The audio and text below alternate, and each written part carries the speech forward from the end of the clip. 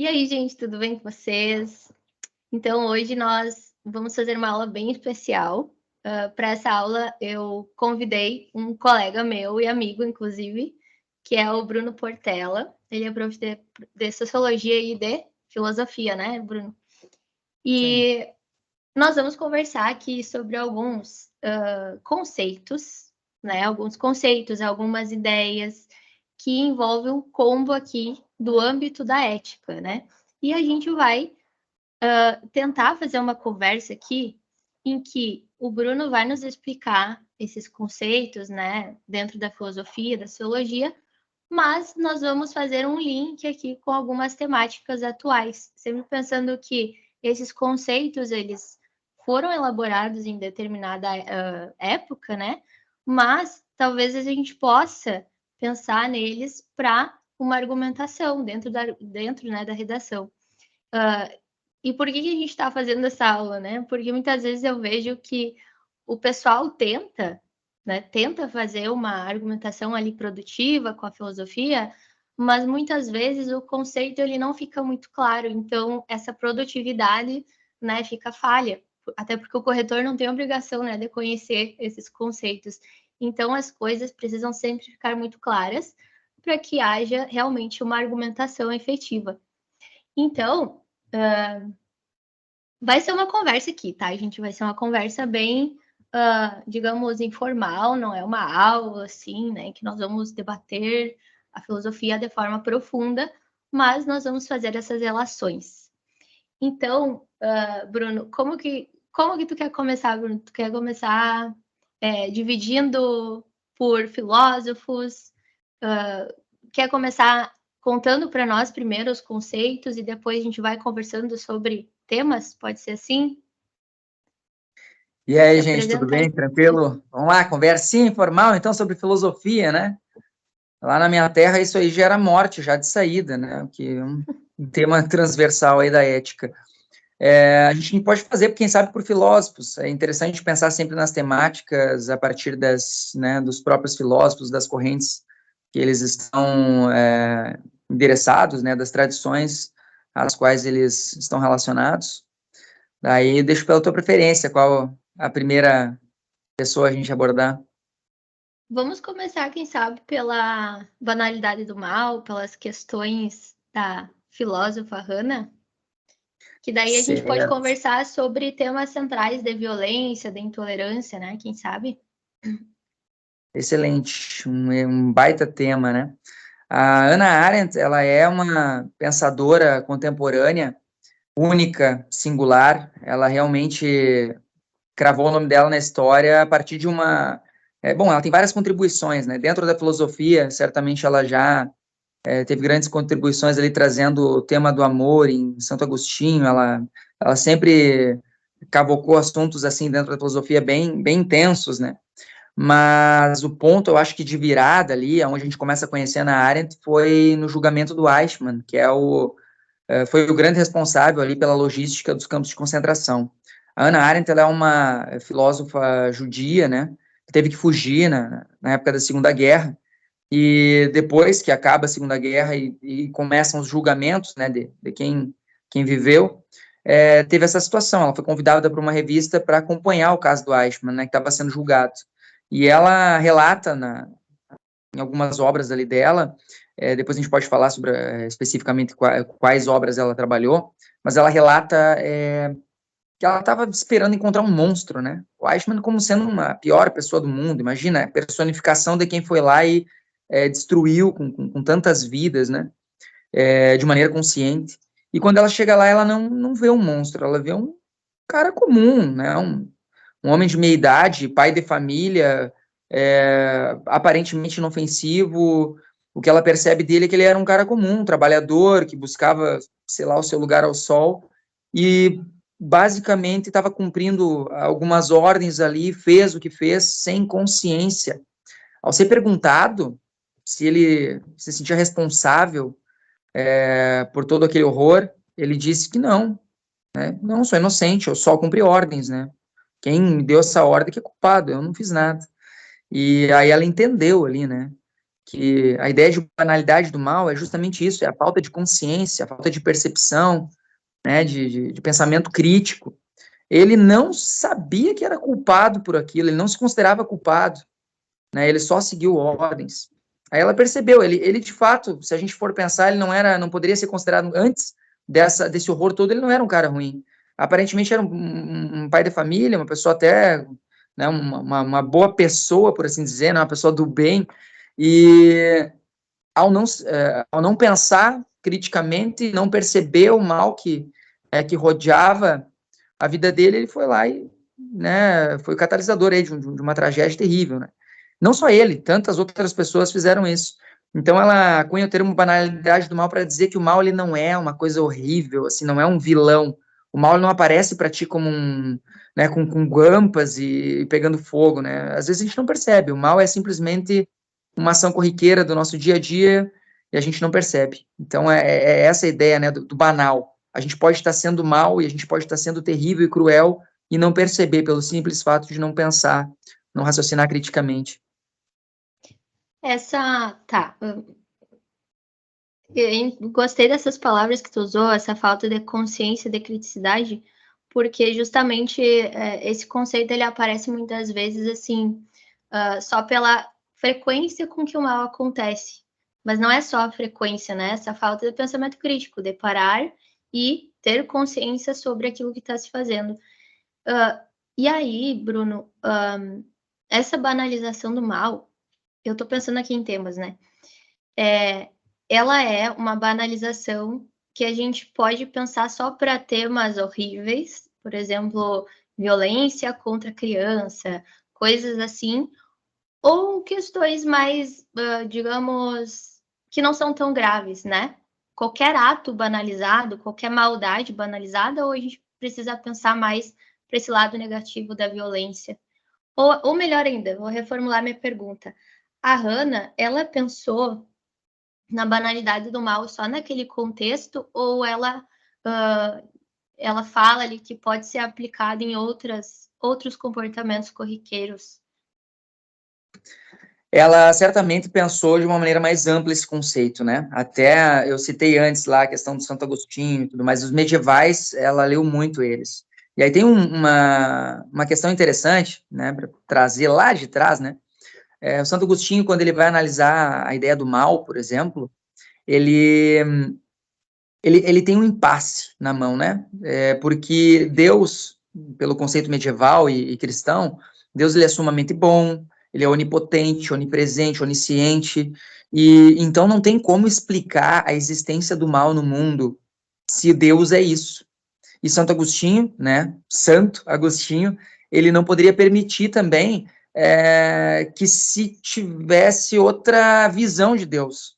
Deus tem que ser tudo isso, né? Deus é isso para Santo Agostinho. Então ele, ao ser questionado sobre o mal, ele disse: o mal não pode existir. O mal não existe ontologicamente, né? Do ontos, né? Ser, né? Ele não é uma existência. Tá, mas o que a gente enxerga então? Tu falou, né, das criancinhas e das doenças e das tragédias. O que a gente enxerga que a gente chama de mal? Não é uma existência? Daí Santo Agostinho, não. O mal na verdade, seria a ausência da luz divina, né? Que é fruto da nossa tomada de decisão, do livre-arbítrio humano. Quando a gente não escolhe aquele caminho, a gente acaba nesse outro caminho, que é horrendo, mas que a gente chama de mal. Um autor contemporâneo, que é o Paul Ricoeur, ele vai usar o exemplo o buraco na parede, né? O buraco, se tu cavocar uma parede, o buraco não existe, né? É só a falta de parede, falta de reboco ali. Mas a gente chama de buraco, mas é só ausência. Tu pode tapar ali tranquilamente, né? Então ele tenta usar esse exemplo, né? Não existe mal. A Hannah Arendt, na contemporaneidade, ela vai trazer essa ideia, talvez com uma outra roupagem, né? Ela vai dizer o quê? O mal não é uma coisa que te pega do pé e te puxa ou que te empurra. O mal, na verdade, é a nossa falta de percepção, agora fazendo uma comparação para a luz, né? Uma falta de percepção racional, crítica, consciente dos nossos atos, das consequências dos nossos atos. Quando a gente para de pensar, né, que nós somos responsáveis pelo que acontece, a gente acaba caindo, né, nessas armadilhas. Então, por exemplo, uma coisa banal, que é regra de trânsito. A gente está andando aqui na cidade, a gente às vezes não percebe quão terrível pode ser tu dar uma aceleradinha quando a sinaleira está no amarelo, né? Não quero pegar o vermelho, vou dar uma aceleradinha aqui. Mas e se tu perde o controle, e se alguém passa, e se uma criança corre, né? É isso, é banal. Tu não é o monstro que quer atropelar uma criança, mas tu pode, no momento que tu para, né, e não pensa nas consequências, né? E às vezes tu prejudica alguém no trabalho porque tu fala uma coisa sem pensar, né? Às vezes tu destrói o dia de uma pessoa com um comentário impensado também.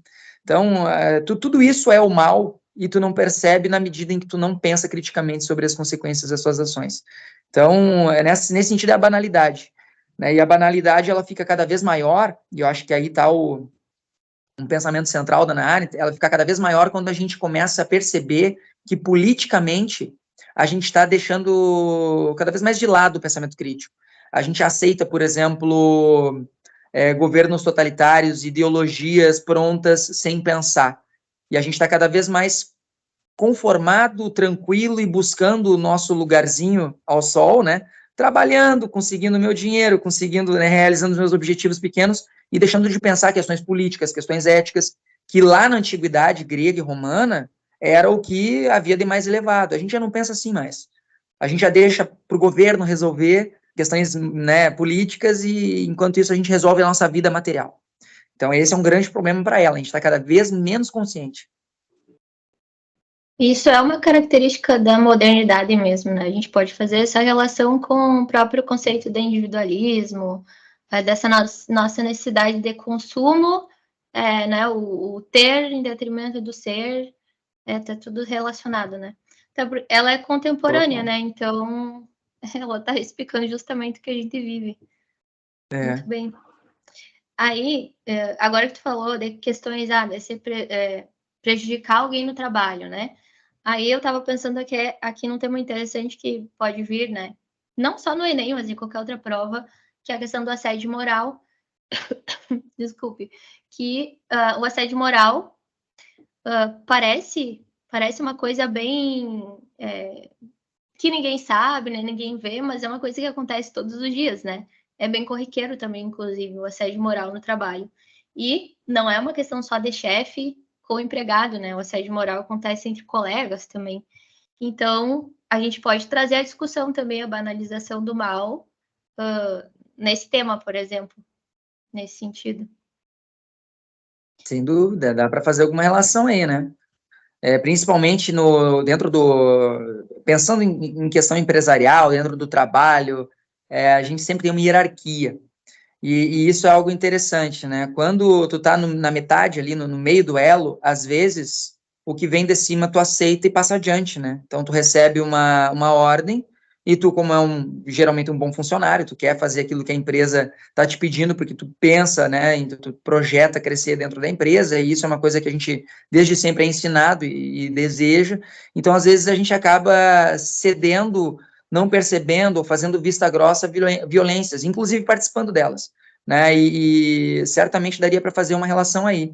Banalidade com que a banalidade está aí, né? A gente fazer essa vista grossa, a gente não perceber, fingir que não é com a gente, né? Acompanhar uma piada grosseira, que na verdade, né, a gente chama de piada, mas às vezes é uma agressão, porque tu quer participar, né? Tu quer criar vínculos, né, positivos, quem sabe às vezes com os chefes ou com os colegas mais antigos, e então isso certamente tem alguma relação.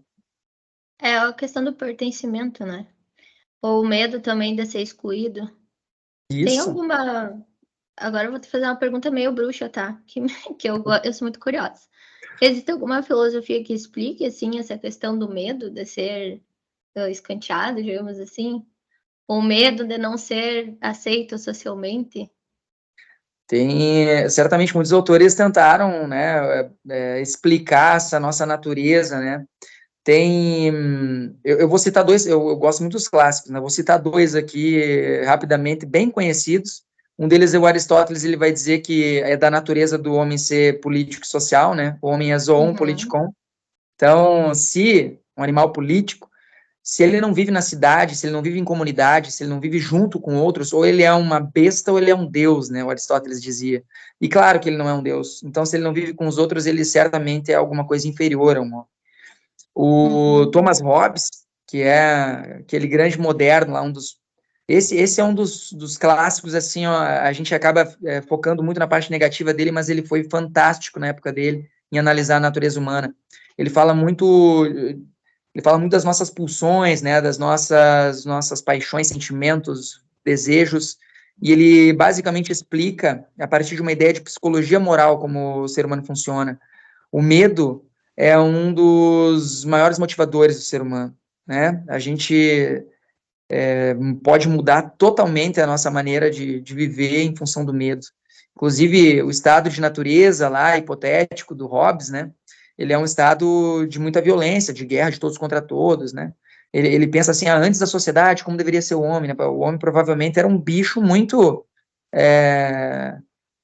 violento, muito desconfiado e vivia com muito medo. E esse medo que faz ele entrar em sociedade, se vincular a outras pessoas, né? Então, e é o medo que mantém ele na linha também, né? Por isso que precisa de um governo forte, por isso que ele fala da ideia do Leviatã. Então, muitos filósofos pensaram nessa ideia do medo, né? A gente prefere se associar justamente porque a gente desconfia e sabe do potencial destrutivo do outro, né? Outros autores vão ser mais positivos também, né, em relação a isso, né, da necessidade do outro, do enxergar da alteridade, enxergar o rosto do outro, perceber você mesmo no olhar do outro, né, então... Eu acho que Mais essa bonitinho, né, ideia menos é mais polêmico. animalesca, mais instintiva, na verdade. Essa do Thomas Hobbes. Sim, ele enxerga o ser humano de uma maneira bem mais crua. Não sei se ele está errado, sinceramente, às vezes me pergunto. Eu acho que tem um pouco de certo, sim, né? A gente age por impulso, né? Por mais civilizados que sejamos. Bom, então pensamos aqui em várias questões de violência, intolerância também, né? Dá para trazer o racismo, a homofobia, né? Que na verdade eu estava até pensando esses dias, né? Se a gente for olhar para a história milenar, né? O homossexualismo, né? Não era tão rechaçado como é hoje. Então, é um comportamento que foi construído, né? Essa intolerância foi construída ao longo da história por vários fatores e agora, né, é banalizado de alguma forma. É banalizada a violência, né, até contra pessoas, né, que se denominam de alguma forma, né? Não importa a forma, né? Hoje nem é só a questão de homossexual. A pessoa pode ser denominada neutra ou seja lá o adjetivo que for, vai ter ali algum tipo de preconceito envolvido, né? Mas isso é uma construção social, né? E essa construção se torna banal. Eu tô te perguntando aqui, ó, posso falar isso? Não, Posso afirmar isso? eu tô gostando, inclusive, concordando. Eu vou fazer 2 links aqui, rapidinho, a gente vai pensando juntos aqui, algumas coisas vão surgindo, né? Um deles é quem comenta sobre isso, sobre essa importância que a contemporaneidade dá para a nossa vida privada, sexual, principalmente, é o próprio Foucault, né? Ele escreve lá na História da Sexualidade sobre isso. Há poucos séculos atrás, as pessoas não estavam tão preocupadas com a sexualidade dos indivíduos. Se a gente pensa, claro, a gente teve o período medieval, que isso era uma grande coisa, né? Mas antes ainda, né, os gregos, os romanos, isso parecia que era uma coisa mais da vida privada, né? Dos seus desejos, das vontades. Não diz respeito. A tua vida privada não diz respeito às outras pessoas no mundo antigo. Aí a própria Hannah Arendt, ela traz um pouco disso aí, que agora me veio na mente. Ela fala que antigamente a tua vida privada era tua, da tua casa, né? Do teu oikos lá, e a vida pública era a vida ativa, a vida, né, onde tu ia dar a tua opinião enquanto cidadão sobre o que deve ser feito. Então é aquela vida elevada, a vida do diálogo, né, a democracia da maneira mais, como é que eu posso dizer, da maneira mais interessante. Tu, enquanto indivíduo, realmente preocupado com questões políticas e discutindo, né, com outros indivíduos sobre isso, né, o caminho, o direcionamento da polis, né, da cidade. Com a contemporaneidade, a gente foi começando, a partir da modernidade, como tu mesmo pontuou antes, a gente começa a deixar essas questões políticas para um governo, né, que para o cidadão, hoje, é uma coisa meio abstrata, a gente não sabe muito bem como é que funciona o governo, mas parece que não é mais uma questão nossa. A gente vive numa democracia onde a gente nem participa. Então, o poder do povo, o governo do povo, ele não acontece de fato. E a Hannah Arendt chama atenção para isso.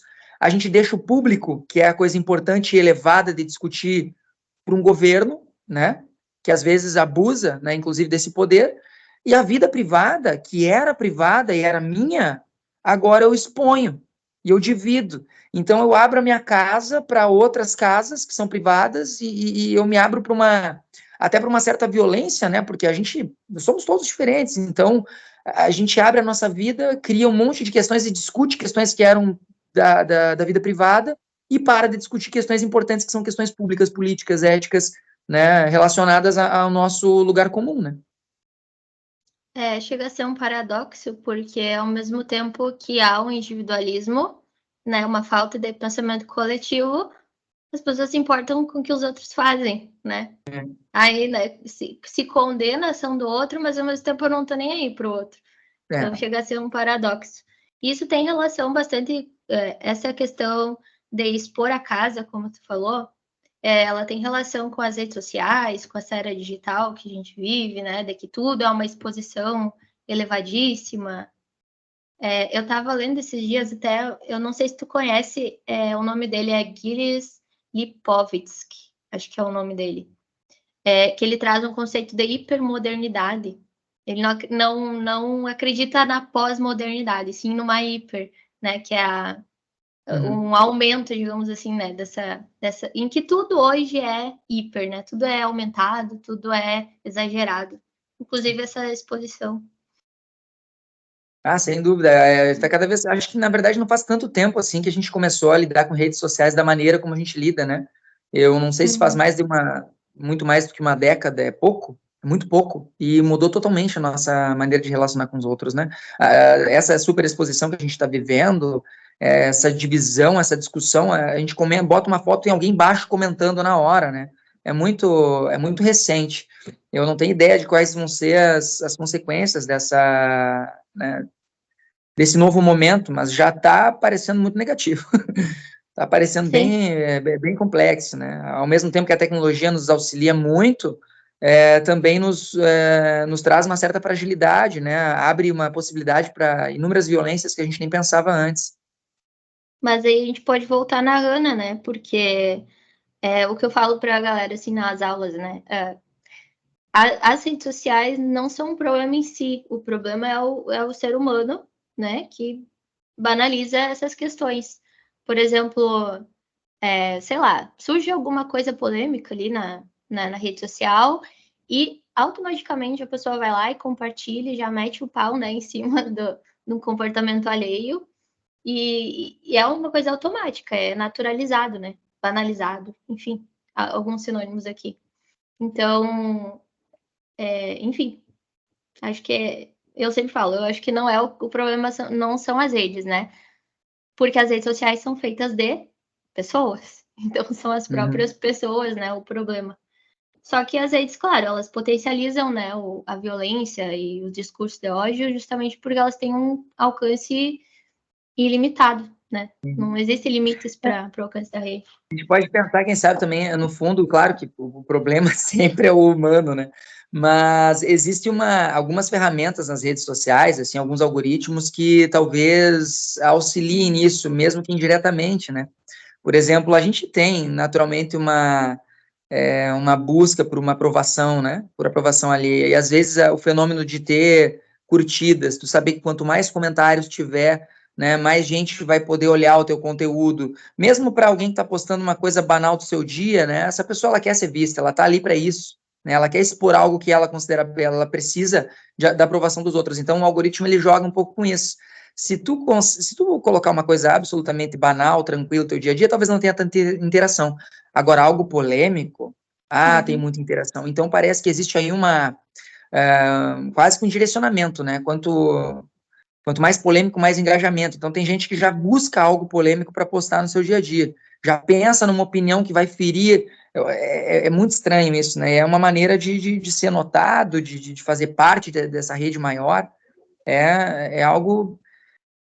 Existe algo ali a ser pensado, né? Claro, parte às vezes do indivíduo talvez não ter consciência disso, né? Então, novamente, falta de pensamento crítico, mas também os algoritmos, eles auxiliam nessa direção. Mas olha só como a intenção que tu falou agora, né? De ser visto, de participar, né? De algum grupo, digamos assim. A intenção nem é trazer um assunto polêmico que gere realmente alguma reflexão, como se diz, uma coletividade ali, né? Uma preocupação com a coletividade. Não, é uma questão sempre centrada em si mesmo, né? Eu quero pertencer a esse grupo. Hoje existe essa questão das tribos, né? As pessoas querem fazer parte de tribos, tanto é que até o marketing digital é distribuído, né, em personas e tribos. E tu faz parte dos hipsters, tu faz parte da galera que é mais punk. E não tô falando de cultura musical, né? Eu tô falando de tribo mesmo. Então toda a linguagem ali é levada a isso. Mas é sempre centrada no eu, né? Eu quero fazer parte disso, eu tenho medo, eu quero aparecer. Mas enfim, mas a gente estava falando de ética, né? Tá. Que quando eu começo a falar dessas coisas, eu gosto e eu acabo me empolgando.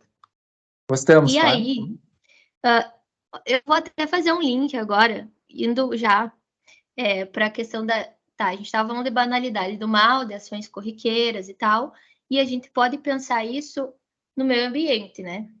Para questões climáticas, o plástico, né? Que são temas bem relevantes para nós. A gente poderia usar banalização do mal nesse sentido, ou ficaria melhor e mais adequado o princípio da responsabilidade, daí já indo pro Ranjonas. O que tu acha? Certamente daria para usar, porque a banalidade do mal, enquanto uma carta coringa, assim, daria para pensar sempre naquele indivíduo que não pensa criticamente. Quando ele age de maneira simplesmente impulsiva ou sem pensar, né, passivamente, recebendo ordens. Imagina uma pessoa que está, por exemplo, cumprindo ordens do seu patrão e está lá botando abaixo uma árvore milenar, né? Essa pessoa, ela certamente está fazendo um mal terrível, ou se não, destruindo o habitat de vários animais, ou participando de algum ato. Isso é a banalidade do mal, é tu pensar que ele não é contigo, né? Alguém me deu a ordem, só estou cumprindo, né? Eu preciso pagar minhas contas. Isso é algo complicado. Tu poderia ter feito algo diferente, né?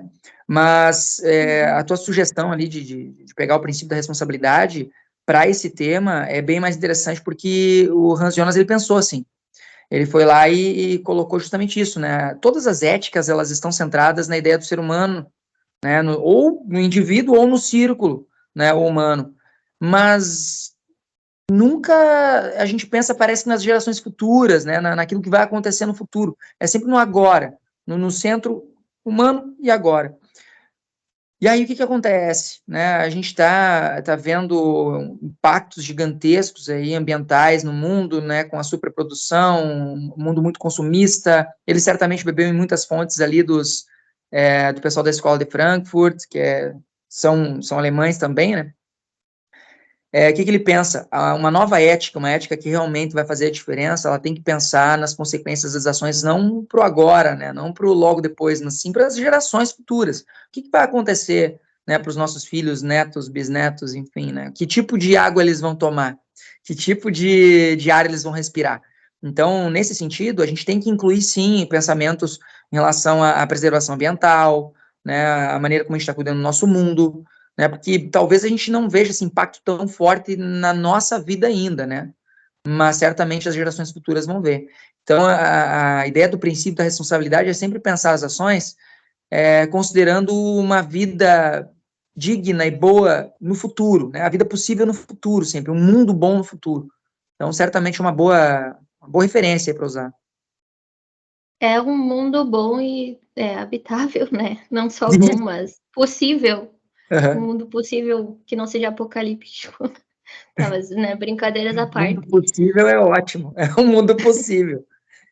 Mas né? Às vezes eu fico meio apavorada. Às vezes eu penso, não ligo, não vou estar aqui. Mas às vezes eu penso, meu Deus, né? Porque tá se caminhando para cada vez mais para o pior, né? por mais que hajam políticas, né, que haja preocupações, agendas da ONU que falem sobre isso, a prática nunca vai ao encontro exatamente, né, da teoria. Até porque o mundo cada vez é mais consumista, né? O consumo ele não para, a produção não para. Como eu trabalho com muitos dados, né? Toda hora estou vendo dados atualizados. A produção a cada ano, por exemplo, de dispositivo eletrônico, celular, essas coisas que a gente usa no dia a dia, só cresce, né? Nos 2 últimos anos cresceu 4% a cada ano. Então, a gente está consumindo mais, mas sempre criticando, né? Sempre criticando esse consumo, essa responsabilidade que o Ranjonas traz. O Ranjonas é contemporâneo também, então. Sim. Tá. Isso, ele acho que ele morre na década de 90. Ah, sim. Tá.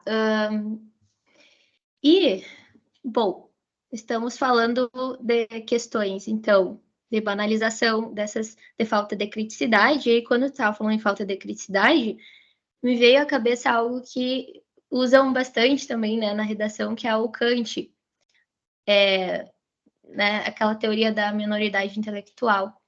É a mesma coisa ou vai para uma outra questão, né, para uma outra vertente? Seria usar da mesma forma? Dá para fazer uma relação bem legal aí. O Kant, quando ele... É bom lembrar que ele é um alemão iluminista, né?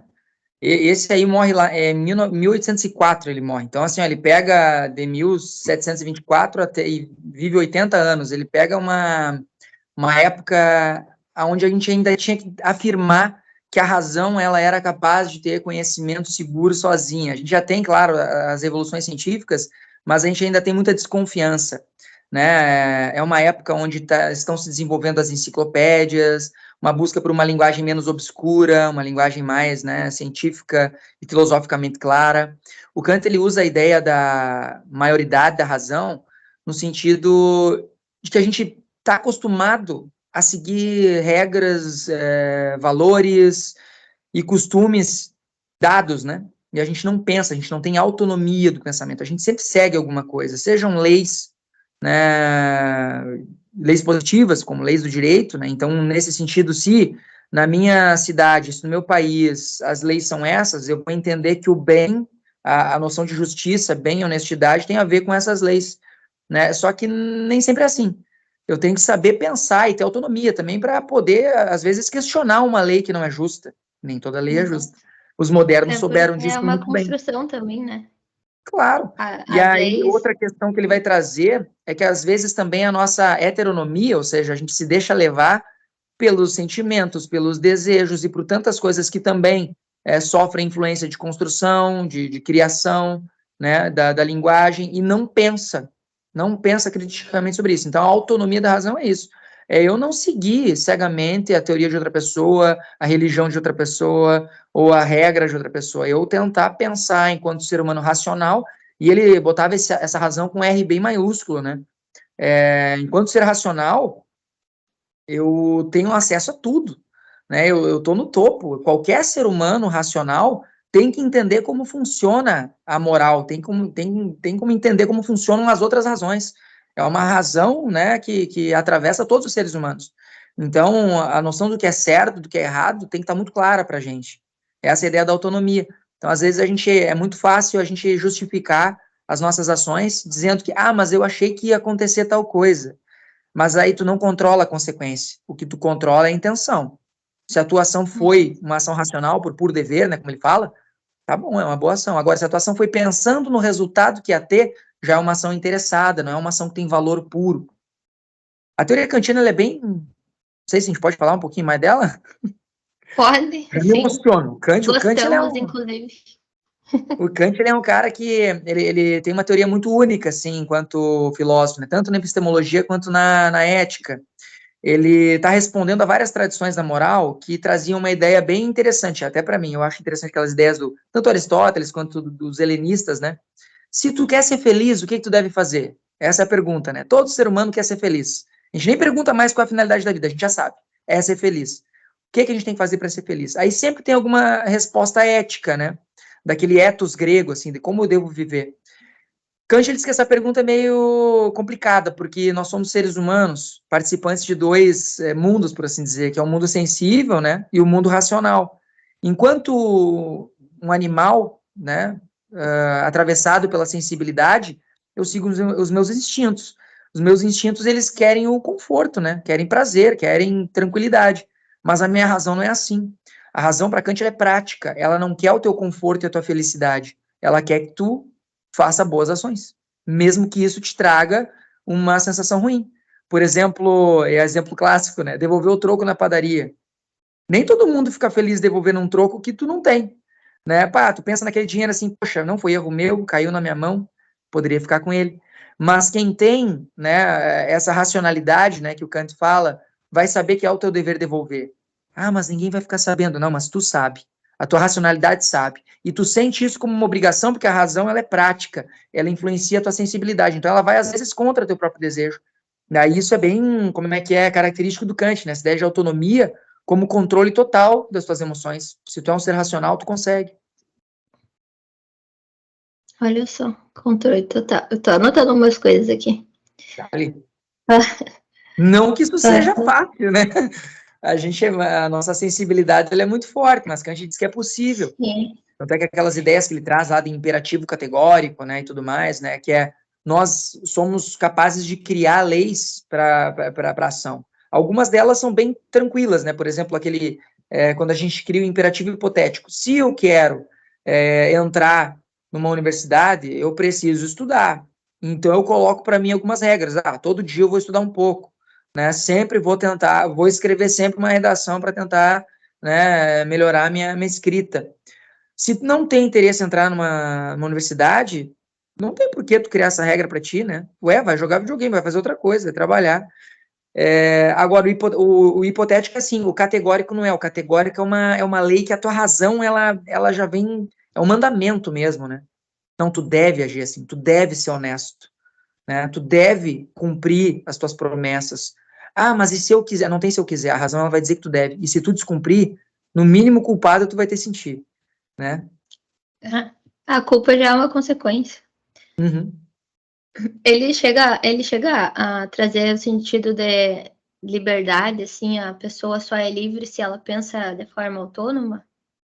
Ou, A sim. liberdade em Kant é um conceito bem complexo, né? Até porque ele é metafísico, ele está além daquilo que é palpável. Ele Uhum. até usa um termo que eu acho muito legal lá na Crítica da Razão Prática, que é um livro quase que secundário, né? A Crítica da Razão Pura é mais importante. Mas ele usa um termo que é postulado da razão prática, né? É um termo grandão, bonito. Ele quer dizer o seguinte, ó, a liberdade é um conceito que é difícil de explicar, mas ele é necessário, porque se a gente não é livre, a gente não tem nem como se sentir responsável ou responsabilizar alguém pelas ações, né? Uhum. Então, a liberdade ela é necessário que a gente pense na liberdade. E ele associa a liberdade justamente com essa autonomia. Ser livre é tu não deixar que a tua sensibilidade te domine, é não deixar que algo externo, ele entende a sensibilidade e o instinto como externo, né? Por exemplo, os animais, eles seguem instintos. É como se algumas leis naturais guiassem os animais, eles sempre vão agir daquela maneira. O ser humano não é assim. O ser humano, ele pode dar o pontapé inicial para uma nova cadeia causal. Tu pode ser o... Tu tá seguindo uma ordem, do nada tu para. Não, isso eu não quero mais fazer. Associando com aquelas questões antes que tu trazia sobre, por exemplo, preconceitos, né? Ser uma pessoa que ser homofóbico, racista, machista hoje em dia, às vezes é fruto de uma criação, né? Criança nenhuma nasce com preconceito, ela é ensinada. Em algum momento, tu vai quebrar essa cadeia se tu for uma pessoa racional e autônoma. Tu vai parar e pensar, não, peraí, por que eu estou fazendo isso? Tem sentido fazer isso? Não tem. Não vou agir dessa maneira mais. Vou contra, né? Vou contra isso. Então, a autonomia é isso, né? É tu parar, pensar, tomar tua decisão, deixar de ser guiado, né? A maioridade da razão, deixar de ser guiado por outra pessoa. Ou outra ideia, outra ideologia. Inclusive, essa mudança de postura, digamos assim, autônoma, é algo que eu tenho comentado com o pessoal na aula também, que está causando, na verdade, vários conflitos agora, né, entre gerações. Porque a gente vê que as novas gerações, principalmente as nativas digitais, elas têm um pensamento muito mais autônomo, né, inclusive de quebrar regras mesmo, né, de fazer o que quer, de não ligar também para a questão da sexualidade do outro, por exemplo.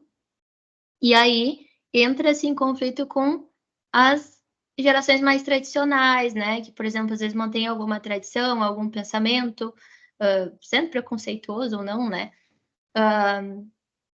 Mas, e aí a gente pode explicar essa mudança de comportamento, de pensamento das gerações por essa razão kantiana, né? Essa possibilidade de se libertar, digamos assim. Ou eu estou viajando? Essa possibilidade de se libertar. Eu não sei se eu sou tão, como é que é, se eu sou tão positivo, não sei como em relação às novas gerações. Eu acho que elas deram um salto muito legal nessas questões, né? Mas em outras nem tanto. Sim, com certeza. Eu fico pensando se a ideia, por exemplo, toda geração, aqui eu já tô indo longe, tá? Mas toda geração, ela meio que tende a se afirmar como algo novo, uma certa identidade. Então, a gente viu isso acontecendo já, né? Por exemplo, lá na década de 60, a gente tem vários movimentos sociais que é justamente isso, essas quebras de paradigma, mas sempre pautadas por muita discussão intelectual, muita leitura, muita... E hoje eu não sei se eu vejo muito isso. Às vezes eu vejo o fenômeno, né, é mais de grupo mesmo, de pertencimento. Então, por exemplo, ao mesmo tempo que eu vejo uma certa empatia, muito mais empatia com o outro, né, nesse sentido de perceber as individualidades, de aceitar as diferenças, o que é muito positivo, também eu vejo um certo dogmatismo ao dialogar, ao discutir. Às vezes eu vejo até uma certa agressividade com quem é de fora, né, com quem não pensa da mesma maneira. E é bom, é muito importante a gente lembrar que os outros não são inimigos, né? Mesmo uma pessoa que discorda de ti e defenda ou fale algo que é contrário àquilo que tu pensa ser o verdadeiro, é importante o diálogo aberto. É importante que a gente tenha uma conversa, não uma competição, né? E nem sempre eu percebo isso, principalmente nas redes sociais, assim. Eu vejo grupos que defendem ideais tão maravilhosos, mas defendendo de maneira agressiva, não querendo de fato um diálogo, mas sim impondo uma nova ideia. Então, mesmo quando uma ideia é boa, ela não pode ser imposta, né, no sentido geral. Ela tem que conquistar um espaço. Claro, se... como é que eu posso dizer isso, né? Dentro dessa perspectiva do diálogo, né? Quando alguém quer dialogar. Se alguém não quer dialogar e a postura dessa pessoa ela é agressiva e está prejudicando, aí sim, aí parece que a postura tem que ser outra que não o diálogo, mas é um outro papo, né? Movimentos sociais buscando seus direitos nem sempre vão conquistar no diálogo, talvez tenha que ter algum outro tipo de ação. Sim. Eu estava lembrando da expressão da Greta, eu acho que é. Aquela menina ambientalista, né? Eu sempre fico assustada com a cara dela, porque ela tá sempre com uma cara de raiva, Sim, um ódio, né? sem um ódio, né? E me parece que, às vezes, o discurso é muito agressivo, assim, e não vai conquistar, né? Não. A questão precisa ser mais dialética, digamos assim, né? Até para defender esse ponto... Perdão. Não, pode falar. Até para defender esse ponto, eu acho que a gente tem que ser muito socrático aí. Por quê? Eu digo por mim, né? Eu, vindo de Bagé, eu tive muitos conflitos aqui em Santa Maria, assim, aprendi muita coisa nova, mudei, e tô sempre mudando, né? A gente tá sempre tentando melhorar. E aí, quando tu retorna, vai falar lá com aqueles parentes lá que nunca saíram da cidade, nunca tiveram uma outra possibilidade de pensamento, eles pensam diferente, eles vão ter uma outra abordagem, eles vão ter uma outra vivência, uma outra experiência. Se eu chego, né, lá com uma certa arrogância e digo, tu tá errado e tua vida inteira tu foi errado, claro que a pessoa ela vai se fechar. Então, nesse sentido, tem que ser mais socrático, né? O Sócrates, ele tinha aquela ideia, né, de, cara, faz as perguntas, deixa que a pessoa exponha, vai perguntando, vai direcionando, até ela mesma perceber as incoerências, né? Se tu é um ser humano racional, tu quer ter um pensamento coerente, né? O que tu não quer é ser acusado de ser uma má pessoa, e principalmente de ter vivido uma vida inteira errada, né? Tu quer reconhecer, tu quer entender e melhorar, mas tu não quer que outra pessoa aponte isso para ti, né? Principalmente se é uma pessoa muito mais jovem que tu e descobriu isso muito mais cedo. Então acho que isso aí também tem isso, né? Se o pessoal mais jovem conseguir trazer isso a partir do diálogo, a partir de um ponto de vista um pouco até mais empático, talvez conquiste muito mais espaço. E eu não estou falando aqui de movimentos sociais, né? Movimentos sociais, por natureza, eles tendem a ter uma expressão, às vezes, um pouco mais, como é que eu posso Bolsonaro? dizer? Eu vou dizer agressivo aqui, mas num outro sentido, né? Porque, às vezes, tu está defendendo o direito de alguém de viver, né? O direito de alguém de não ser, né, violentado, humilhado. Então, aí talvez precise de um outro tipo de ação. Mas também é uma conversa mais longa aí para talvez um outro momento, né? Sem querer, a gente acabou chegando, talvez, na razão comunicativa, que tá, Essa aí, né, do... Esqueci o nome Habermas. do Jürgen Habermas. Uhum. Então, fica à vontade, vamos Bora lá. continuar esse papo né, que a gente já estava tendo, mas agora pensando no conceito mesmo do Habermas. O Habermas, cara, o Habermas, ele é campeão aí de questão em Enem, coisa, o cara tem sido bastante discutido na contemporaneidade, porque ele é um autor dos pensadores políticos, né, da democracia. Ele traz uma ideia que é realmente democrática, né, realmente fantástica, que é a do diálogo. Ele entende, e é bem isso que a gente estava conversando, assim, de conseguir ter essa conversa franca, aberta, de entender o outro como alguém que é capaz de expressar uma opinião decente. Nem sempre a gente faz isso nas nossas discussões, principalmente quando envolvem assuntos éticos pessoais, né? Para explicar o Habermas, eu queria retornar rapidamente a uma distinção kantiana, que é a distinção entre imperativo hipotético e imperativo categórico. O hipotético ele tem a ver com uma ação que é feita a partir de um objetivo, de um fim que tu tenha. Né? Então, um meio para um fim, a ação é um meio para um fim. Né? Enquanto o imperativo categórico, ele é um mandamento da razão, uma coisa que tem a ver com o dever, né? Com o que realmente importa. Essa distinção, né, do Kant em ter um imperativo hipotético e também um imperativo categórico, ela vai depois, ao longo da filosofia, principalmente para autores alemães, sempre parece que tem uma espécie de espelho. O Habermas, ele traz isso também. A razão, ela pode ser instrumental e ela pode ser comunicativa.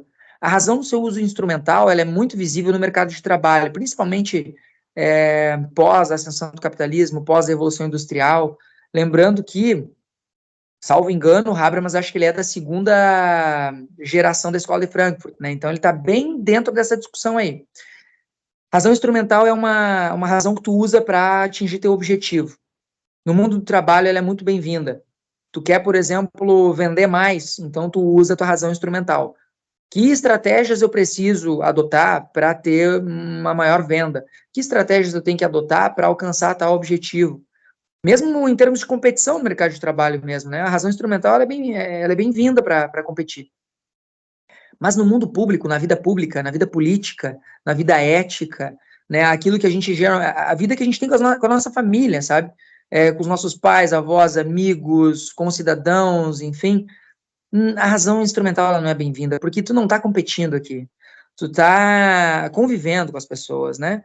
Então, essa mesma pessoa que a gente às vezes xinga, que a gente quer criticar e talvez a gente abomine uma ideia específica dessa pessoa, ela é o teu vizinho, ela é o teu colega, ela é uma pessoa, teu familiar. Então, a razão instrumental, ela tende em assuntos e debates morais, éticos, políticos, tende a gerar vontade de vencer. Eu quero vencer um debate, eu quero ganhar dessa pessoa. Então eu vou achar meios para ganhar. Só que quem ganha um debate, geralmente, para Habermas, não ganha um debate. Né? O debate ele não se vence, o debate ele não se perde. Ou gera consenso ou não gera consenso. E a finalidade de um debate democrático é gerar consenso. Né? Tu não quer ganhar no argumento de outra pessoa, tu quer mostrar para ela que o teu ponto de vista é o mais interessante para todo mundo. Ou melhor ainda, né? Tu quer estar aberto a um debate, a um diálogo, para perceber que tem uma opinião melhor que a tua. E tu pode ter um ganho na tua vida, né? Então, às vezes, perder um debate, né, democrático, né, um debate político para Habermas é sair ganhando. Porque se tu perdeu, mas não nessa perspectiva do instrumental, mas da razão comunicativa, é porque tu aprendeu algo novo e tu aceitou a opinião do outro. Então, esse consenso ele é positivo. Como o Habermas ele é um cara que leu Kant também, e também tinha pretensões universalistas, ele acha que isso é possível a um nível realmente universal. Se todos tiverem espaço para poder pensar, dialogar, expressar de maneira clara, de maneira inteligível as suas opiniões, né, e sincera, né, eu realmente acho que é assim que funciona, né, eu não quero vencer, eu quero mostrar. Se todo mundo tiver essa possibilidade, a gente certamente vai se render às melhores ideias. A gente vai se render às melhores opiniões, às melhores formas, né, de ação e tomada de ação. Então, vai gerar um consenso, vai gerar regras universais. Uma boa regra política é uma regra que todo mundo concorda, né? Então, todo mundo sabe que é o melhor. Por exemplo, eu estou num apartamento, né? Apartamento geralmente está dentro de um condomínio, dentro de um prédio, tem muita gente morando, gente diferente. Então, às vezes tu tem ali uma reunião, né, do condomínio para decidir algumas questões, e elas são decididas no consenso. Tá, gente, ó, seguinte, de vez em quando tem que fazer barulho, mas qual é o momento onde todo mundo concorda que tá tudo bem fazer um pouco mais de barulho se eu tiver que, sei lá, furar uma parede, se eu tiver que arrastar um móvel, né? É consenso. A gente sabe que, nesses horários aqui já tá barulhenta a rua, quem sabe a gente faz de tarde. Tarde é um bom horário. Agora, passou das 10 da noite, o pessoal tá descansando, tem que trabalhar, em geral é assim. Então, são consensos, né, que a gente acaba chegando a partir de um diálogo aberto. Exatamente. Eu estava pensando aqui num tema, por exemplo, quando eu penso em Habermas, geralmente eu penso em temas do tipo cultura do cancelamento, discurso do ódio, até a questão, que foi um tema que eu trabalhei nesse ano já, que é a importância da internet para a manutenção da democracia, né? Pensando a internet como um espaço muito amplo, né, e de altíssimo alcance, e a internet tem um papel, né, as redes sociais, né, não apenas a internet, mas principalmente a rede social, tem um papel dessa manutenção da democracia, do pensamento, do debate democrático, né? E aí, quando a gente está pensando em redação, a gente pensa sempre em argumentos, ou seja, teses aqui que sejam problemas, né? Qual é o problema para essa manutenção da democracia na internet? Um problema, então, seria uma comunicação violenta, eu poderia dizer violenta, ou comunicação falha. Como que eu poderia chamar essa comunicação que vai contra essa ética discursiva, que é essa razão comunicativa do Habermas? Seria violenta, falha? Como que a gente poderia pensar? Eu acho que comunicação violenta, falha, todas elas servem para tentar mostrar isso, né? Da maneira como Habermas pensa a nossa comunicação, enquanto seres racionais, a gente falha em perceber que o outro ser também é racional, né? A gente pensa que a gente é dono da verdade, porque a gente pensou sobre isso, a gente raciocinou, a gente chegou a determinada conclusão, mas o outro ser humano que está ali na frente, ele também é racional, também pensou, também teve seus processos, né, a sua experiência. Então a gente falha em reconhecer o outro, às vezes, como um ser humano, de fato, né, racional, capaz de ter uma boa ideia. E há uma falha de comunicação. Ele coloca isso dentro da... Como é que uma razão comunicativa vai funcionar direito, né? Tem vários critérios que ele usa.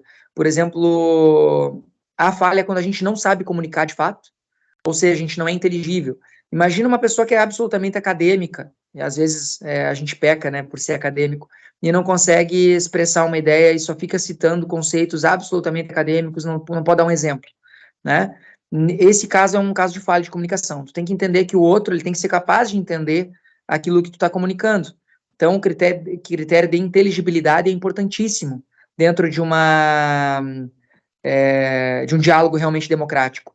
Nas redes sociais, o que acontece muitas vezes, as pessoas elas estão discutindo com um vocabulário que é muito nichado, né? Está dentro do seu grupo. Então, talvez, por exemplo, vamos pensar realmente nas pessoas que estão discutindo sobre questões questões de orientação sexual, por exemplo. Às vezes tem conceitos que o grande público não tem ideia do que significa, né? Tem uma sigla gigantesca, por exemplo, LGBTQIANP+, eu não sei, acho que talvez até tenha faltado uma. Olha, eu que trabalho com isso, às vezes, né, com uma certa frequência maior do que quem está no mercado de trabalho em outras áreas, às vezes tem uma dificuldade também de compreender. São muitos termos, estão dentro de um grupo, então na hora de discutir acaba tendo essa falha de comunicação. Né? O que realmente está em questão aqui? Para quem estuda direito, por exemplo, isso é muito comum, né? A gente brinca com o juridiquês. Será que realmente, quando uma pessoa que da área do direito vai lá comunicar uma ideia, pensa num político que é da área do direito, ele consegue explicar para o povo, né? Para mim, para ti, para quem está assistindo um debate político, consegue explicar a ideia dele? Uma pessoa que é da área da economia vai lá e começa, e joga um monte de número e dado e fala sobre isso e aquilo. Aí, mas será que o povo está entendendo isso? Isso é uma falha de comunicação, então não está sendo inteligível. Né? Então, às vezes é uma tentativa de subjugar o outro pela tua capacidade, né, de falar bonito, de falar difícil, e isso não é o ideal numa democracia.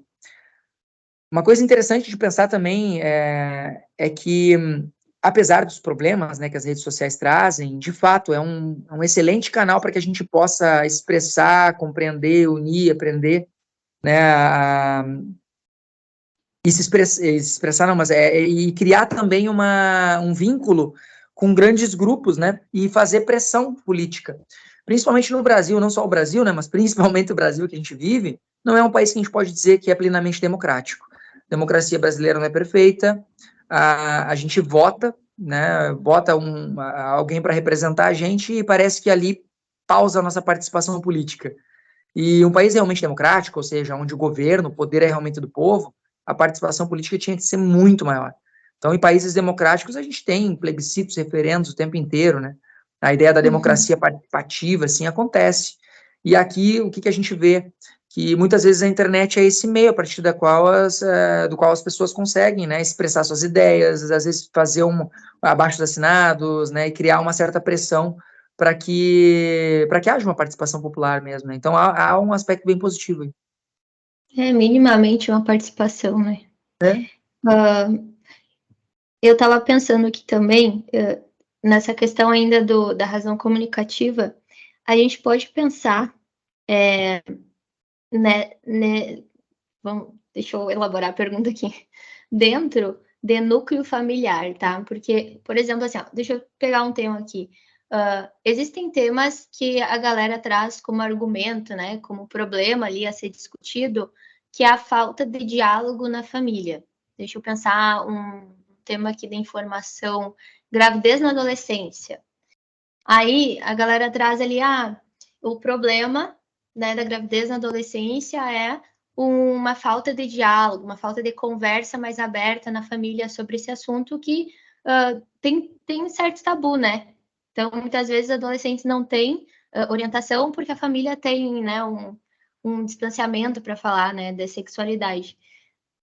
Daria para pensar na razão comunicativa também?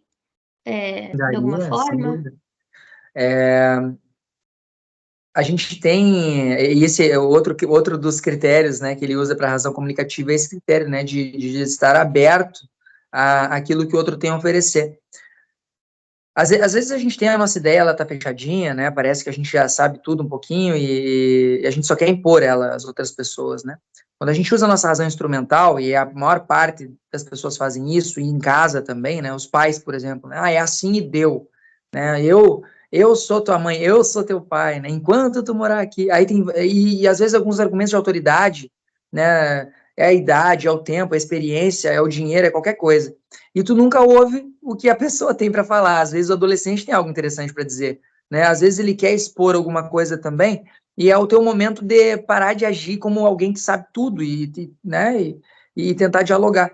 A razão comunicativa tem isso, é a abertura, né? É ouvir o outro falar, ouvir o outro expressar, é ouvir com cuidado, né? E de fato, né? Tentar buscar um consenso ali, né? Então, mesmo que discorde, tem que buscar o consenso, tem que ouvir quais são os outros argumentos. Tem um exemplo, agora, já que falou em família, tem um exemplo que o pai usava de vez em quando, Ele me falou, isso me marcou, eu não sei se é real ou não, mas era de um caminhão que trancou numa ponte e gerou um congestionamento gigantesco, assim, e as pessoas estavam indignadas ali, daí saiu o pessoal ali, o motorista do caminhão, discutido com outros ali, tinha uma carga muito importante, não podia demorar, e aí estavam decidindo se iam trazer outro caminhão, se iam trocar a carga, se iam cortar a lataria do caminhão, alguma coisa tinha que ser feita. E foi justamente isso, um adolescente chegou no meio, assim, e pediu a palavra, né? E os adultos ali, meio nervosos, assim, né, sai daqui, Pia. E aí, não, mas eu queria, eu tenho uma solução aí. E aí um deles disse, não, peraí, deixa ele falar, o que que foi? A gente não vai demorar para tomar uma decisão, para chegar um caminhão, coisa assim. O que tu quer dizer? Não, eu tava olhando ali, o caminhão trancou em cima e tem, sei lá, menos de meio metro ali, né, que ele trancou. E se esvaziar os pneus e jogar o caminhão ali para acostamento, né, e depois trocar os pneus, enfim, encher dar um outro jeito, já libera a gente aqui para poder seguir, né, e destranca a rua. Daí os Ah. caras. Não, então tá. Tu tem que ceder para uma boa ideia, entende? Se tu te abre para ouvir ela, tu tem que ceder. É uma boa ideia. Bom, mesmo que venha outro caminhão, mesmo que não consiga, né, encher os pneus, ou mesmo que tu não possa usar os outros ali, tu vai jogar para acostamento e já resolve um dos problemas, né? Que é um problema para muita gente. Então, às vezes é isso, né? Só abertura para o diálogo, né? Abertura para o outro, poder ouvir e ser sincero no ouvir também. Agora, tu falando, eu lembrei de um tema também que é legal, a participação do jovem na política, que envolve bastante preconceito, né? Inclusive no Brasil, né? Os políticos são velhos, então Aham. já começa por aí.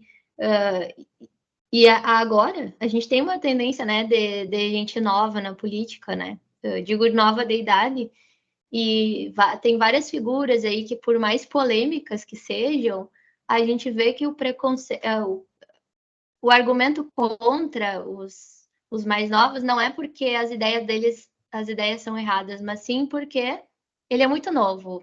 Esse político, esse deputado é muito criança. Então, Aham. esse, esse estigma, né, com o adolescente, o jovem, em relação aos seus pensamentos, aquilo que ele pensa, né, dá para trazer a discussão. O Habermas, né, de aceitação, de aceitar o discurso, aceitar as ideias, os pensamentos desses jovens. Até porque, quando estava falando dentro da família, né, e tu disse, o argumento da autoridade, o financeiro, eu sou mais velho que tu, me respeita, se os pais não entram hoje em diálogo com o adolescente, principalmente, ele vai ter informação de outra forma, né? Então, às Uhum. vezes, a informação vai ser até pior, né? É. Fora do núcleo familiar, porque a internet está aí, né? Os amigos estão aí, o mundo continua girando. É verdade. Vamos pensar e se encaminhando já para o fim. Agora mudando um pouco de assunto, né? Do homem para o animal. Pensar em ética animal, porque são temas que, embora ainda não tenham vindo no Enem, né? A gente sempre espera tem alguma possibilidade, né, de vir algo relacionado ou a maus tratos animais, ou a questão do tráfico também, né, de animais silvestres, ou experimentos, tudo que envolve até o consumo, né, principalmente na área dos cosméticos. O que temos aí para trazer da ética animal, Portela? Olha, a gente tem. Eu gostei que vamos sair do homem para o animal, né? Eu já vou fazer uma provocação aqui. A gente esquece às vezes que a gente é animal também, né? Aí a gente tem esse costume, um costume da tradição. Eu acho que os filósofos são culpados por isso também, né? De dizer que o homem é um animal racional, né? E aí a gente focou tanto na razão e tanto nesse status de racional que a gente esquece que a gente é bicho também. Um cara que lembra disso muito bem é o Peter Singer, que ele traz, principalmente ali na década de 70, duas obras importantíssimas, que é Libertação Animal e Ética Prática. O Peter Singer, eu acho que até vivo tá ainda, ele é bem contemporâneo, assim, né? E ele traz uma discussão bem interessante. Nós somos seres que sentimos dor, né? E isso é o que importa acima de tudo para a gente, né? A nossa consciência da nossa própria dor. Então, tu imagina, né? Na contemporaneidade a gente tem muito um olhar para isso. Nós não gostamos de sentir dor, a gente gosta de sentir prazer e tá tranquilo. E ao mesmo tempo a gente está causando dor a tantos animais, né? Ah, mas eles não são racionais. É, mas a questão não é o racional, é a dor, né? E aí ele faz uma provocação gigantesca lá com o livro de Ética Prática, dizendo o seguinte: a gente nunca deu bola para esse critério de racionalidade, né? Parando bem para pensar. A gente não deixa de tratar um ser humano que, por exemplo, está incapacitado de pensar racionalmente como ser humano, né? A pessoa está em coma, tu não destrata essa pessoa. Ou é uma criança que ainda não pensa de maneira adequada, a gente sempre considera de outra maneira. É o critério de ciência que ele traz, né? Que é a consciência da própria dor. Sentir dor e ter consciência disso, que é mais importante. Deixa eu pensar numa provocação aqui, ele tem várias, né? Ele é um autor polêmico. Para tentar entender ele, é bom lembrar dos utilitaristas. Os utilitaristas lá, britânicos, por exemplo, Jeremy Bentham, John Stuart Mill, eles diziam que toda essa parafernália moral, de dever moral e tudo mais, isso é muito difícil de aplicar. O ser humano é um bicho simples, né? Ele quer prazer e foge da dor. Então, o que tu tem que fazer é tentar criar uma ética que seja pragmática, racional, capaz de gerar um cálculo rápido para tu tomar uma decisão. Então, o cálculo para eles é trazer o maior bem-estar, a maior felicidade possível por o maior número de pessoas. É um cálculo hedonista, né?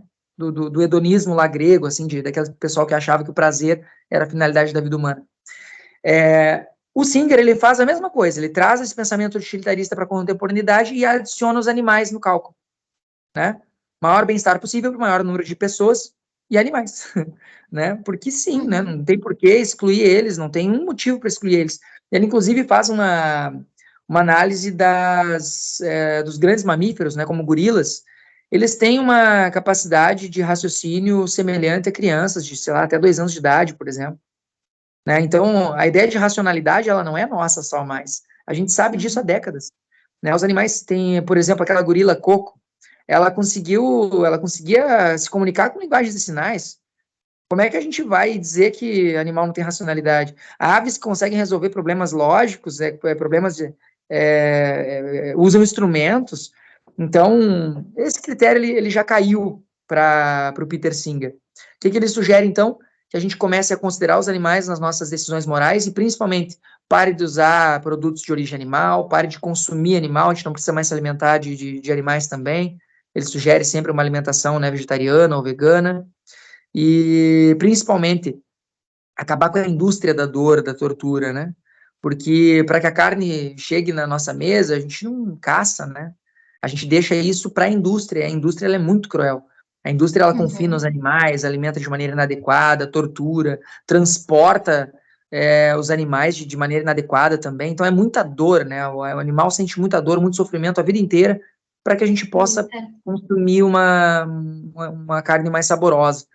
Num momento inclusive num momento gourmet, né? Num momento sofisticado. Claro. Aquele carré de cordeiro ali bonitinho, né? Nossa, e pensa, ainda mais isso aí, parece que quanto mais sofisticada a comida, mais sofrimento está envolvido, né? É cozinhar as lagostas ainda vivas, né, para preservar o sabor, é uma coisa meio tensa. E ele traz essas questões, assim, muito fortes, assim, sabe, que é uma irresponsabilidade da nossa parte não pensar nos animais nessa hora, então a gente tem que mudar os nossos hábitos. Sim, então ele chama de irresponsabilidade, tá?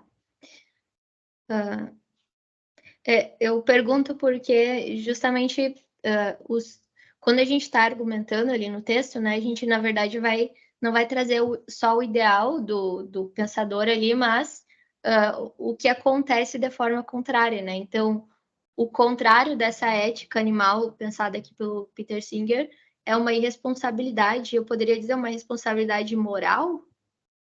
Sim. Poderia. Não que ele use esse termo especificamente, mas o ponto dele é justamente esse, né? Se a gente para pensar sobre, né? Se a gente usa como critério para a gente mesmo, né? o critério utilitarista, porque a gente quer realmente uma vida sem dor, né? A gente quer mais prazer, mais bem-estar e não quer sentir dor. A gente tem horror, a gente tem medo, a gente tem, né, de sentir dor. Por que que a gente faz com que os animais sintam isso? Porque eles também vão sentir medo, dor, da mesma maneira que a gente. Mesmo que a gente não tenha, o animal ele não consegue projetar a vida dele 2, 3 anos adiante, né? Essa é a diferença, né? Mas a dor ele vai sentir igual, o sofrimento vai ser terrível igual, né? E a gente ainda tem uma vantagem, que às vezes a gente pode pensar na dor como algo passageiro. A gente sabe que está sentindo dor naquele momento, ou que aquilo é um momento de sofrimento, mas que vai passar. O animal, será que tem essa percepção? O animal só tem consciência da dor e é sofrimento puro. E a gente obriga eles a sentir isso, né? Então é algo que para ele tem que mudar. Aliás, ele é um contemporâneo, né? Tem vídeos dele, entrevistas dele aí também à disposição. É bem legal, assim. Sim, Não que eu eu gosto. concorde com todas as Sim. teses dele, né? Eu, por exemplo, que não importo muito, eu não vejo erro moral no consumo da carne animal. Eu vejo erro moral na indústria, como ele coloca, né? Mas Sim. não no consumo da carne em si. Isso eu não Na vejo, forma principalmente como é conduzido isso, né? a forma como é conduzida é totalmente errada. Mas também não tem muita saída, né? Porque a quantidade de pessoas que existem, como que a gente vai produzir de outra maneira? Ele dá uma sugestão, né? A Ele sugestão não dele é não é não produzir, comer, é não é não comer, não comer, produzir, é acaba com verdade. a indústria da carne, azar da carne, já E era. ele, A ele gente abre alguma já tem alternativa restrição? para isso. Hã? Ele abre alguma restrição, por exemplo, para pesquisa em relação a medicamentos? Abre, abre. Tem um critério lá básico do utilitarismo que é o seguinte: maior bem-estar possível para o maior número de pessoas Possível, até onde dá. possível, né? O que acontece? Às vezes alguém tem que ser sacrificado. Se a gente pega o critério, por Uhum. exemplo, agora que a gente usou na pandemia, né? Se fosse realmente igualitária a distribuição das vacinas, a gente teria sorteado. Mas não foi esse critério que a gente usou, a gente usou um critério utilitarista, né? A gente foi lá e deu as vacinas para quem tinha comorbidade, para quem era mais velho, porque, né, precisava mais, né? O pessoal mais jovem tinha uma chance muito maior de sobreviver. E alguns jovens morreram, né? Então, foi um Uhum. pensamento utilitarista. A gente correu esse risco, né, para poder salvar o maior número de pessoas. Com animais seria a mesma coisa. Se eu tiver que usar alguns animais para pesquisa, mas gerar um bem maior, então dá para abrir essa exceção, sim. Uhum. Então, utilitarismo.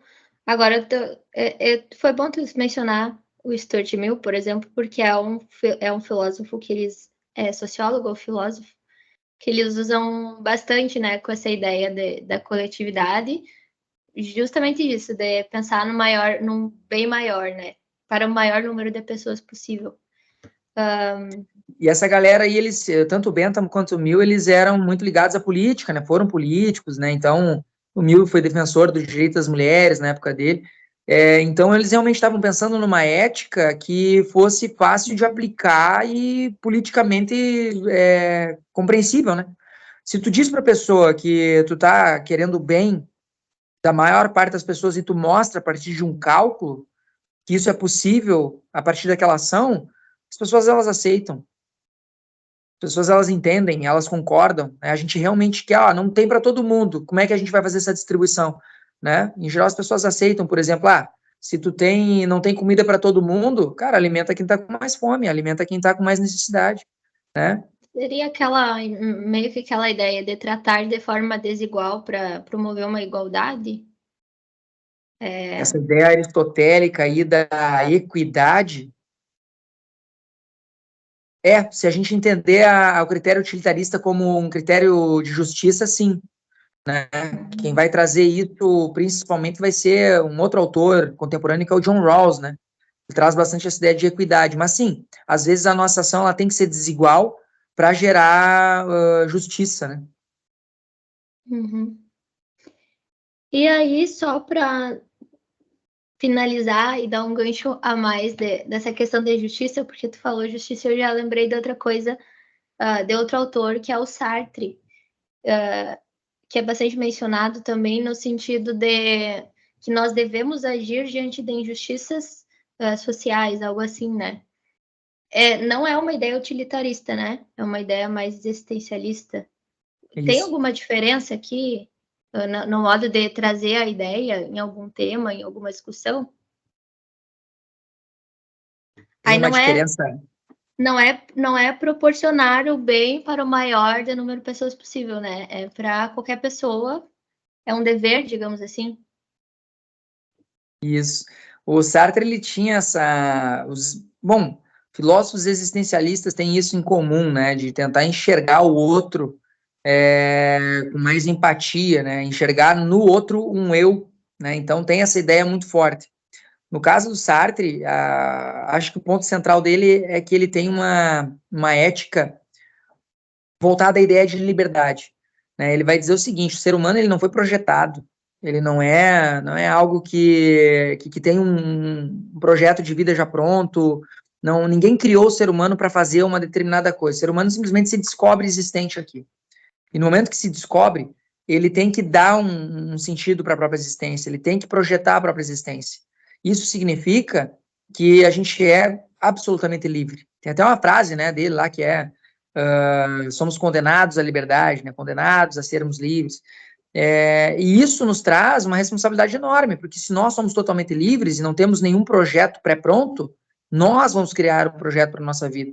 Então, esse projeto, sugere ele, tem que envolver também e tem que ter uma responsabilidade para com o outro, né? Porque a gente convive com os outros, então a gente tem que pensar sempre na coletividade, tem que pensar nos demais. E ignorar que nós somos responsáveis e que nós podemos auxiliar os outros quando necessário é um ato de má fé. É um conceitinho técnico dele, né? Uhum. A gente age de má fé. Ignorar, fazer vista grossa, quando a gente pode fazer alguma coisa para mudar a vida do outro, má fé. Então, ver uma violência e não agir, né, quando tu pode auxiliar, má fé. Tu sabe que tu era livre, tu sabe que tu era responsável, tu devia ter feito. Ao mesmo tempo que agir de má fé, também estamos praticando ali uma banalização da maldade. Tô fazendo os links aqui. Fechando um círculo. Fechando o círculo. É exatamente isso. Tu gostaria de colocar mais alguma ideia, de comentar mais alguma coisa, algum exemplo? Eu gostei bastante dessa conversa, né? Que a gente acaba fazendo vários links, né, entre autores, embora sejam alguns contemporâneos, outros lá do iluminismo, enfim, o comportamento humano ele se repete, né, ao longo da história, na verdade, de alguma forma. Então a gente vai sempre, de alguma forma, a gente vai criticar alguma coisa, né, em comum. Eu acho interessante, é isso que tu fala, eu concordo muito, né? Tem um autor que é um autor que, da minha preferência, assim, é um dos meus preferidos, que é o David Hume. Ele é um escocês moderno, né? Veio um pouquinho antes de Kant ali. E ele fala algo, ele tem uma tese cética, né, na epistemologia, mas na moral dele ele traz uma coisa que eu acho fantástica, assim, ele é mais naturalista. Ele diz: se tu pegar um modelo de homem virtuoso, né, de pessoa virtuosa de 2000 anos atrás, e tu lê esse modelo dentro daquele contexto, tu também vai considerar essa pessoa virtuosa. Se tu pegar uma pessoa viciosa naquele contexto, também vai... Quando tu pensa, por exemplo, num herói de guerra, talvez ele tenha matado pessoas, né? Tipo, pensa assim num Aquiles. O Aquiles é heróico. Se a gente lê sobre o Aquiles hoje, ele segue heróico, né? Porque a gente lê com um olhar diferenciado. No fundo, ele acha que a humanidade ela não muda muito, não. A gente é sempre ser humano, a gente sempre tem os mesmos desejos. E o nosso desejo, quando ele é bom, ele é moral, ele sempre pensa naquilo que é útil e naquilo que é bom, útil, agradável, não só para a gente, mas para os demais também. E a gente tende a avaliar uma pessoa quando ela é boa para si e para as pessoas que estão à sua volta. Então, isso é algo bem interessante de fato. Então, assim, ó, quando a gente cita um autor contemporâneo como Peter Singer, ou quando a gente cita um Aristóteles, ou quando a gente está citando alguém que fala sobre seres humanos. Então, o ser humano em si ele não mudou muito, né? As técnicas mudaram, as ideias mudaram, mas o ser humano ele parece ainda muito próximo daquilo que ele sempre foi. Ele sempre quer o bem, sempre quer, né, uma situação proveitosa, sempre busca se esquivar da dor, do medo. E então a gente pode usar esses autores de tantas épocas diferentes para tentar compreender nossa situação agora e até dar um caminho melhor para nossa própria vida, né? Acho que ninguém fica no passado, assim. Quando realmente se destinou a pensar criticamente. Sim, o que os autores fazem às vezes, eu acho, né? Tô falando dos meus achismos. O que eles fazem ali é conceituar coisas dependendo da época que eles estão vivendo, né? Então, o discurso ali, ele se dá num contexto de produção, né? Agora, a essência do homem parece que não muda muito mesmo, né? Por isso que a gente consegue pensar muito em Aristóteles para a maior parte dos temas que a gente acaba mencionando Aristóteles, até porque ele não estudou filosofia só, né? Ele traz até questões literárias, então ele é bem flexível. Uhum. Total flex, Aristóteles. Total flexible. Então, Bruno, muito obrigada, né? Estou muito agradecida e muito esclarecida aqui. Fico Tenho muito feliz com o certeza. convite, fiquei bem alegre com a nossa conversa aqui, bom retomar alguns temas, né? Alguns de maneira um pouquinho mais rápida ali, mas fiquei bem feliz mesmo. São temas muito importantes e que muito boas também as tuas perguntas, né? As temáticas que tu traz. Certamente teus alunos aí estão bem amparados, né? Sim, Foi um todos leque esses bem temas, grande. eu gosto muito de trabalhar com temas atuais, por eles explicam exatamente a forma como a gente vive, né? As características sociais explicam, de hoje, eu digo, né? Explicam muitos dos temas que são possíveis. Então, a galera não precisa se preocupar, né, com o tema que vai cair. A galera precisa entender como a sociedade que a gente vive funciona, né? Quais são as nossas características. E basicamente é tudo o que a gente falou: individualismo, Uhum. falta de coletividade, alteridade, banalização das coisas, enfim. Então, entendendo isso, eu sempre falo para eles, entendendo isso, vocês conseguem argumentar, né, tranquilamente. Só precisa daí entender os conceitos, né, para colocar no papel de forma entendível, legível, enfim. Uhum. Muito É o obrigada. desafio.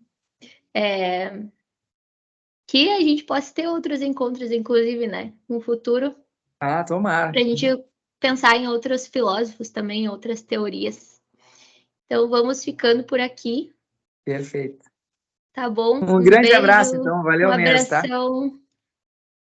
Tchauzinho. Até mais.